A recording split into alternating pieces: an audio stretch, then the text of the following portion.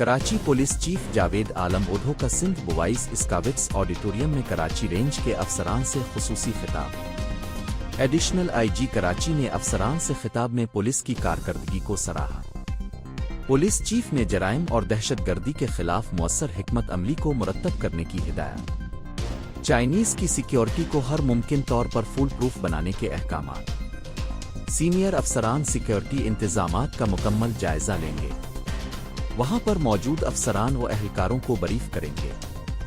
Police establishment کی security کے لیے اہم اقدامات عمل میں لانے پر زور دیا۔ شہر میں کرائم کے خاتمے کے لیے کومبنگ آپریشن، پیٹرولنگ میں اضافہ اور دیگر آپریشنل کارروائیوں کے احکامات۔ افسران کو عوام کے مسائل سے آگاہی حاصل کرنے کے لیے کھلی کچہری کرنے کی ہدایت۔ عوام کی پولیس تک رسائی کو ممکن بنانے کے اقدامات کی ہدایت۔ شہر کے اندرونی اور خارجی راستوں پر اسنیپ چیکنگ اور ناکہ بندی میں اضافہ کرنے کی ہدایت۔ انٹیلیجنس نیٹ ورک کو متحرک کرنے کے احکامات۔ منشیات کے خاتمے، وہیکلز کی چوری و دیگر اورگنائزڈ کرائم کے خلاف سخت اقدامات۔